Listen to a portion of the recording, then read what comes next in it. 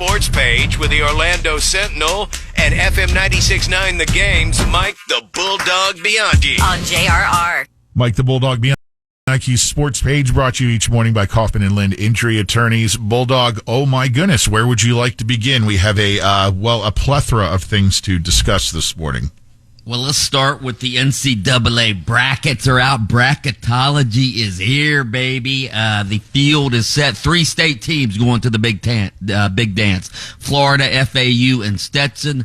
The Gators, after losing in the SEC tournament final Sunday, they're a 7 seed in the South region. They'll take on the winner of Wednesday's 10 seed game between Boise State and Colorado. If they win that game, then a potential matchup with number seed Marquette is on their horizon. The Gators will be playing in the tournament without their starting center Micah Hanlogton, who suffered a horrific broken leg during the SEC tournament final yesterday. I don't know if you guys saw that, but that was bad. Yeah, I saw a game was stopped for quite a while, and the whole arena there was horrified, as was everybody watching. Man, I hate that. So, a fractured leg, so not good, but hopefully the Gators can make a run in the tournament. Stetson's making its first trip to the NCAA tournament in school history. They're a 16 seed. They're stuck playing number 1 overall seed UConn on Friday in the first round up in Brooklyn. That's the East region. FAU, which made a magical run to the Final Four last season, is also in the East Regional in Brooklyn and will take on 9 seed Northwestern on Friday. Here's an overreaction on the Monday. Stetson will pull off the massive upset against number 1 overall seed UConn. FAU will beat Northwestern. Then we'll have a Stetson FAU matchup in the second round. What do you think, guys? Are you putting that to paper in your bracket? No, I didn't think so. Just wanted to check. Had a feeling. Hey, Bulldog, how about with the conference championships? So many number 1s not making it. And then that subsequently pushed out a lot of teams who thought they were going to be making it in. Yeah, there were a lot of upsets in the conference tournaments. For instance, Duquesne is going to the NCAA tournament for the first time in 47 years. NC State beats North Carolina in the ACC tournament final. Oregon won their conference tournament as well. So some teams like you got Oklahoma. Oklahoma, St. John's, teams like that got left out. Indiana State, which was like the darling to make it, they were 28-6 and don't go. Yeah, they had the big Larry. What do they call him? Larry Nerd, right. the nerd player on their team. The guy that wears the horn-rimmed glasses. Yeah, so it would have been good, but hey, it happens every year. That happens. The women's NCAA bracket, you know who everybody's going to be watching there, right? Caitlin Clark. Iowa is a number 1 overall seed. Not the number 1 overall seed. Iowa is a number 1 seed. South Carolina is the number 1 overall seed in the women's tournament. UCF did not make the NCAA tournament, nor did USF, but those 2 teams will play in the first round of the NIT tomorrow night in Orlando. So, I think that's going to be a fun game. USF had a hell of a season this year, but didn't make the NCAA tournament. And now they play UCF, which did not play them this season because UCF's in the Big 12. I don't know if UCF's ducking USF now because they're in the Big 12, but they're going to be playing in the first round of the NIT tomorrow night. Did I miss anything in basketball? No, how about we move over to the NBA? Magic had a pretty damn good weekend. Absolutely, they did.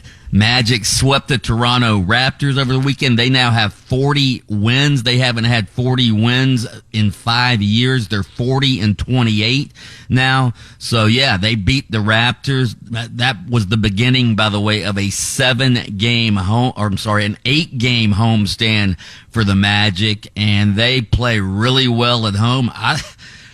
When you look at the Magic schedule, again, 7 more home games in a row they have to play. I think they play, 14 of their last 19 games are at home. Wow. I think the Magic are going to be in that 4 seed. They're a half game behind the Knicks for a 4 seed. And, of course, if you get the 4 seed, you get home court advantage in the first round of the playoffs. So the Magic certainly playing for that. Orlando City, not so fortunate. God, still looking for her first win of the season. Yeah, they get shut out by Atlanta United 2-0. Orlando City's 0-3-1.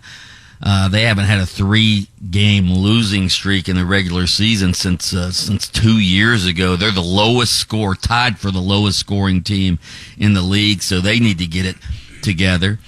Denny Hamlin wins at Bristol, but the big story there, the tires, what was going on with the tires yesterday? The cars were burning through tires at such an alarming rate that NASCAR had to issue each team an extra set of tires, and a Goodyear spokesman even went on TV and felt the need to make a statement during the race. Do you see this, Lynch? Yeah, I watched the whole thing, and I've never seen, and even the commentators and the drivers were mentioning the piles of, they refer to them as marbles, but it's cast off rubber. It looked like it looked like black snow in the turns of Bristol. It was that thick.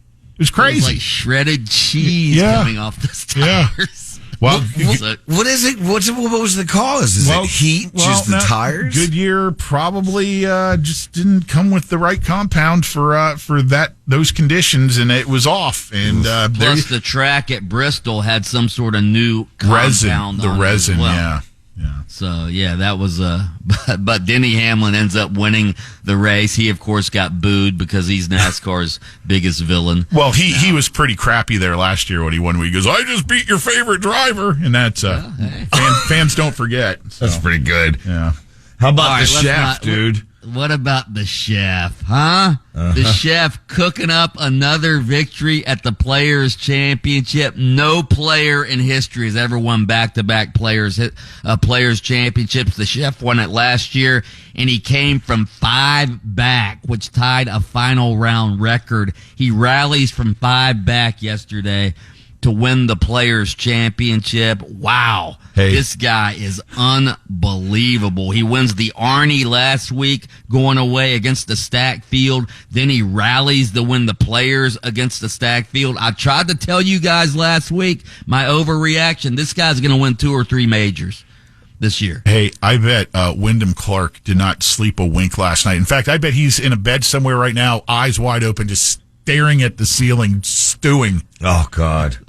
Missing that putt. How did that, just soul crushing there on 18. Put a little too much heat on it. Xander Schauffele, he faded a little bit as well. But, hey, Chef could have won it even more easily if he missed a putt. What was it on? He missed like a 3-foot putt on, I don't know if it was, I don't remember what hole, 15 maybe. Somewhere in in there, birdie. yeah. But yeah, Scheffler's unbelievable. Taco Bob. I told you. Your boy. I told you. Everybody doubted that he could do back-to-back like that. You don't doubt the chef. He's always cooking something up, man. He cooked up a little hex on Wyndham, I bet. I bet he was over there going, "Nin." And the Lightning went down to Sunrise, beat the Panthers on Saturday 5-3. That was an important win there. As the Panthers' best team in the league, man. The Panthers are they at the top of the league? Yeah. So yeah. All right, dog. Well, I think we got most of it in there this morning. I know you got plenty to talk about over there on AM 740 and FM 96.9 The Game with Open Mic, and we appreciate you taking the time to join us here for the sports page on JRR, brought to you by Kaufman and Lind. That's right. Listen to Under Oath with attorney Jeff Kaufman every Saturday morning, 7:30, FM 96.9 The Game. Catch extended versions of Under Oath by searching for Under Oath with Jeff Kaufman on your favorite streaming platform.